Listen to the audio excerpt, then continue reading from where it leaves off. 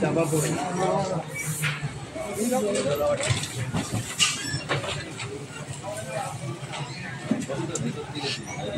তুলে দিচ্ছি দাদা দাঁড়া ভিতরে যাচ্ছে অতনুদের ক্যামেরা ভালো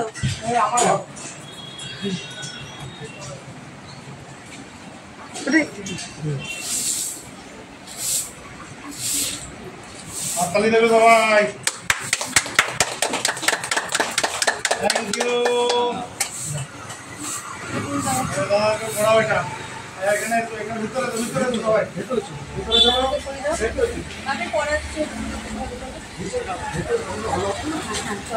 হ্যাঁ দেখো তুমি আমার কাছে দেখতে হবে নাকি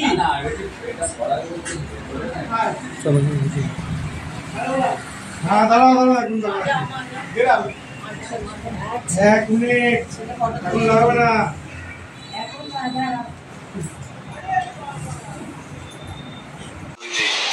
স্বাস্থ্য সমৃদ্ধি কেন্দ্র যেখানে একটি প্রবীণ মানুষ তিল করে অনেক কষ্টে নিজেকে বড় করেছেন বলতে এটাই বোঝায় যে সাধারণ মানুষের ট্রিটমেন্ট করেছেন সাধারণ মানুষ ট্রিটমেন্ট কিন্তু তিনি নিজেকে ডাক্তার বলছে না অবশ্য নিজেই তিনি স্বাস্থ্য সমৃদ্ধির জন্য নিজেকে এগিয়ে দিয়েছেন ডাক্তার বলছেন না যদি বা কেউ কেস দিয়ে দেয় কেস দেবেন না প্লিজ আমরা চলে যাচ্ছি সেই মানুষটার কাছে দাদা কি বলবেন তোমার সংগ্রাম তোমার এই মানে যে এত বছর ধরে তুমি এই লাইনটাতে রয়েছো কিরকম মানুষের সম্মুখে থাকতে হয়েছে বা কি মানুষকে তুমি পেয়েছো কিরকম ধরনের রোগ পেয়েছো শারীরিক কতটা আনন্দ লেগেছে তোমার জীবনে তোমার কাছের মানুষকে তুমি কতটা ট্রিটমেন্ট করতে পেরেছো সব কিছু বিষয়ে আমাদের চলে যাবো।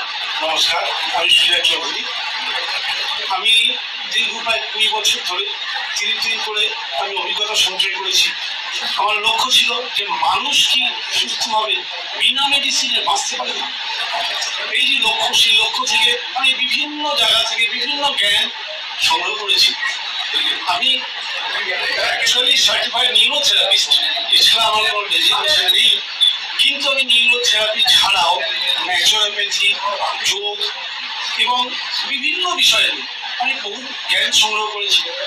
সেই জ্ঞানগুলো সংগ্রহ করতে বাধ্য হয়েছি। তার পিছনে একটা বড় রহস্য রয়েছে যে আমার ফ্যামিলিতে আমার স্ত্রী এমন কিছু দুঃসাধ্য রোগে আক্রান্ত হয়েছিল, যখন প্রথাগত চিকিৎসা ব্যবস্থা বলছে যে তার কোনো চিকিৎসা নেই, যেমন আরএ ফ্যাক্টর পজিটিভ, টিউবারকুলোসিস, এরকম ধরনের দুঃসাধ্য রোগ। বহু চিকিৎসা করেও যখন উদ্ধার না হয়, আমি তখন এই ন্যাচুরোপ্যাথি আমার যে শিক্ষাগুলো তাদের শরণাপন্ন হয়। তারা আমাকে বলেন অসম্ভবকে সম্ভব করা যায় যদি দুটো জিনিস খেয়াল রাখো। এক, যদি পেশেন্ট চায়, আর দুই, সেটা হচ্ছে রোগ নয়, রোগের কারণকে যদি খুঁজে আমরা দূর করতে পারি, তাহলেই একমাত্র রোগ থেকে নিরাময় সম্ভব। আমার কথা খুব ভালো লাগে। সত্যি, রোগের কারণ তো কেউ দূর করতে বলে না।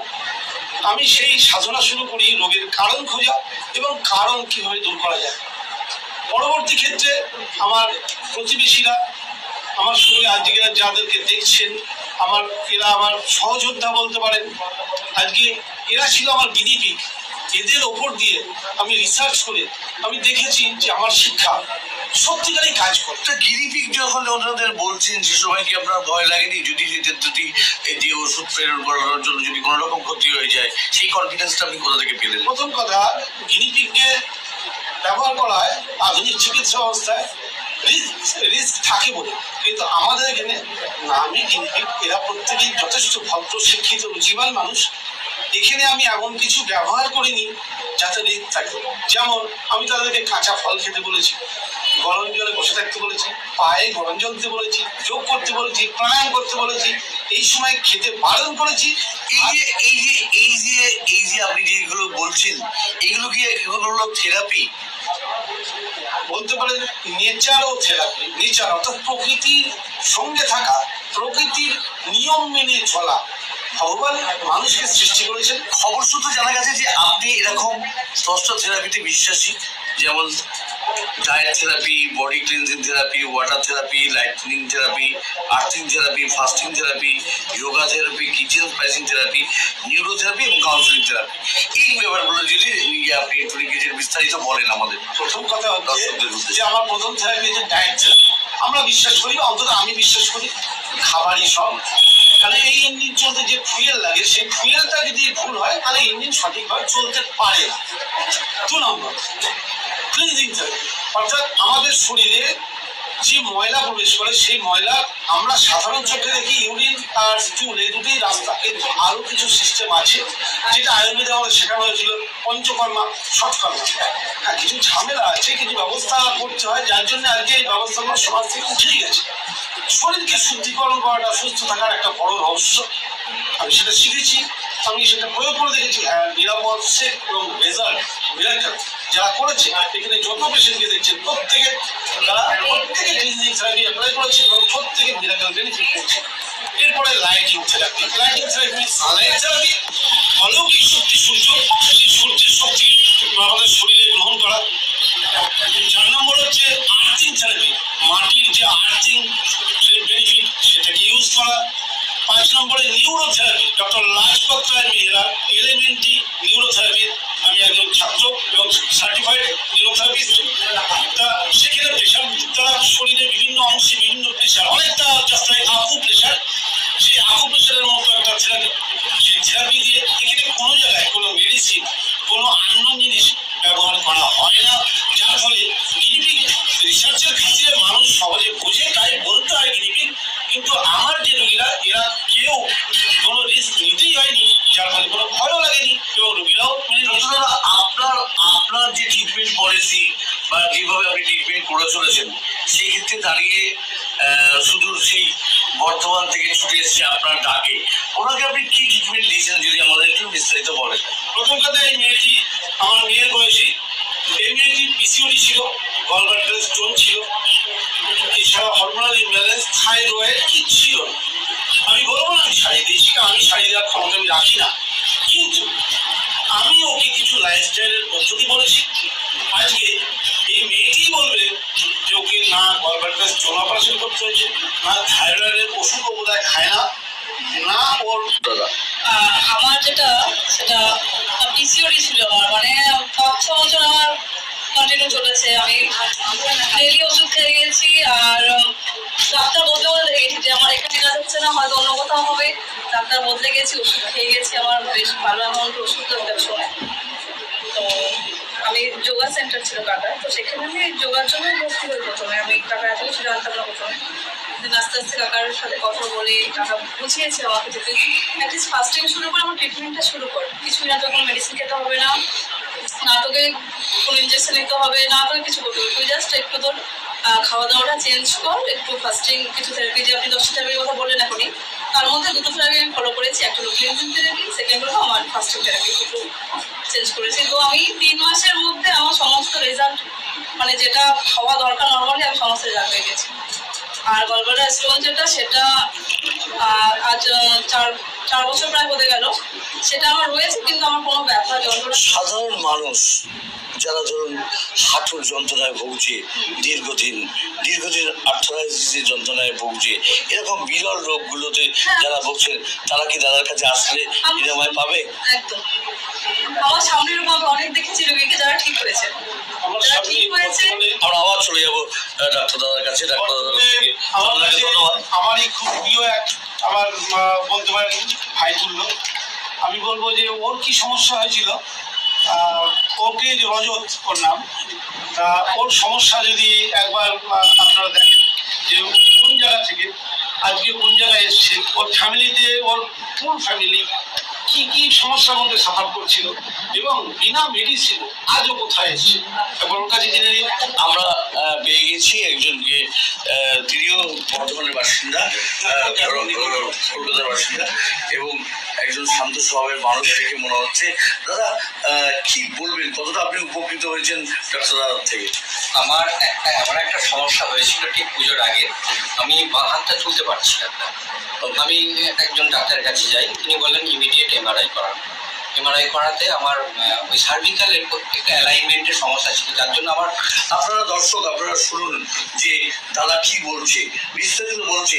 দেখুন উনি গিয়েছিল সঙ্গে সঙ্গে তাকে এমআরআইতে পাঠিয়েছে। প্রথমেই মানে একটা বড় ধাক্কা, সেই ধাক্কা সামলানোটাই কষ্টকর, কিন্তু তিনি ডাক্তার দাদার কাছে কথা মনে রেখে আবার ডাক্তার দাদার কাছে এসেছিল। আবার আমরা শুনলাম ওনার থেকে। এমআরআই করার পর আমি দেখলাম যে আমার ওই সার্ভিক্যালের একটা পার্টিশনে একটু অ্যালাইনমেন্টের গন্ডগোল আছে। হ্যাঁ, সেটা ডাক্তারবাবু হয়তো বললেন যে এটা পরবর্তী ক্ষেত্রে অপারেশনের কেসও হতে পারে। আমি দাদার শরণাপন্ন হই, ওনাকে ফোন করি। উনি বলেন কোনো কিছুর দরকার নেই, আমি বলছি সেভাবে করা। একটা ব্যায়াম উনি দেখিয়ে দিয়েছিলেন। আর আমারও শুরু হয়েছিল ফাস্টিং থেরাপি দিয়ে ট্রিটমেন্ট। 3 দিন টানা আমি জল খেয়ে, লেবুর জল, ডাবের জল খেয়েছিলাম। তারপরে ওনার কথা মতো একটা ব্যায়াম উনি দেখিয়ে দেন। আমি ব্যায়ামটা এখনো রেগুলার করি। এখন আমার যে হাতের ব্যথা, হাতটা যন্ত্রণা হতো, মনে হতো যেন 200টা ইঞ্জেকশন একসাথে ফুটিয়ে দিলে যেরকম যন্ত্রণা হয়, ঠিক সেই যন্ত্রণা আমার হতো। আমি দাদার কথা, এখন কি জায়গায় আছেন বা আপনি এখন পুরোপুরি নিরাময় আমি বলবো না, কিন্তু আমি ব্যায়ামটা করে যাচ্ছি। হয়তো 1% কি 2% আছে। এখন হয়তো ব্যায়ামটা করার সময় একটু হালকা, হয়তো একটা ফেন্ট, একটা অল্পবিষ্ট ব্যথা হয় রয়েছে, কিন্তু সেটা কখনোই আমার মনে হয় যে আমরা আবার চলে যাবো ডাক্তারবাবুর কাছে, ডাক্তার দাদার কাছে। যে ডাক্তার দাদা এটা কি করে সম্ভব হলো, যে এই পেনটা কি করে করলেন? এটা কি ম্যাজিক? না, ম্যাজিক বলে কিছু হয় না, কোনো জাদু বা টোনা বলে কিছু নেই। মেন ব্যাপার হচ্ছে যে কারণে ওর সমস্যাটা হয়েছিল, আমি ভেবে দেখেছিলাম এটা অলৌকিক ভগবানের আশীর্বাদ বলতে পারেন। আমার মনে হয়েছিল যে ওর কারণটা দূর করলেই ও ঠিক হয়ে যাবে। আমি শুধু ওকে ওর খাওয়া দাওয়া, লাইফস্টাইল, এক্সারসাইজ এগুলোকে পাল্টাতে বলেছি। উনি ক্রমশ ভালো দিকে গেছেন।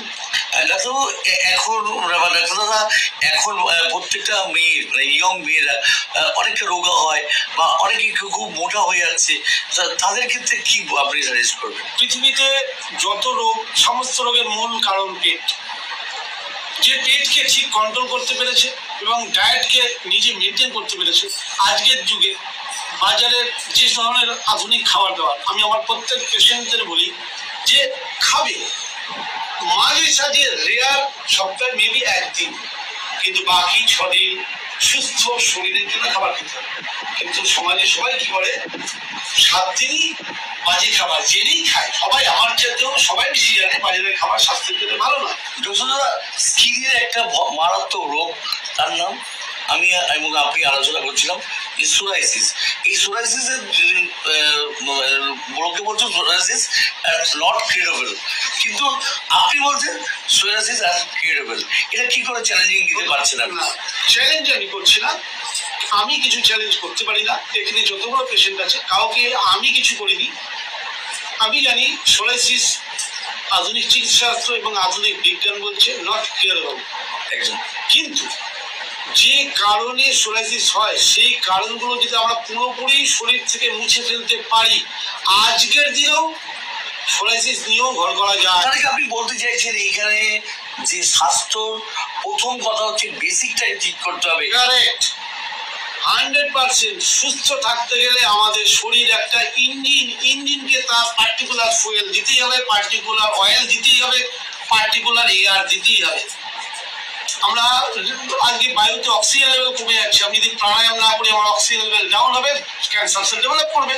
বিজ্ঞান বলছে অক্সিজেটেড সেলে ক্যান্সার সেল ডেভেলপ করে না, তার জন্য প্রাণায়াম করা রেগুলার দরকার। আজকে আপনার এই শেওড়াফুলিতে প্রথম আপনার কক্ষ হলো, আপনার ঘর হলো এই স্বাস্থ্য সমৃদ্ধি কেন্দ্র। এই স্বাস্থ্য সমৃদ্ধি কেন্দ্র আমরা আর কত কত জায়গায় দেখতে পাবো, যদি আপনি একটু বিস্তারিত বলেন। প্রথম কথা হচ্ছে যে আমার তো ইচ্ছা গোটা পৃথিবীতে ছড়িয়ে দেওয়া, কিন্তু আমার একার পক্ষে তো সম্ভব না।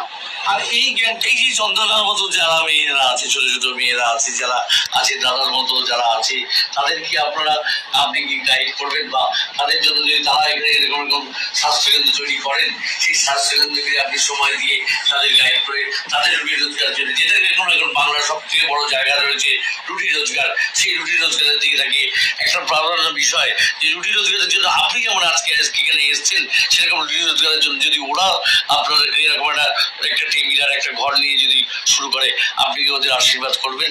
অবশ্যই করবো, কিন্তু তার জন্য তাকে সবার আগে জ্ঞান অর্জন করতে হবে। আর মজার ব্যাপার, এই জ্ঞানগুলো সবই অভিজ্ঞতা সম্পন্ন।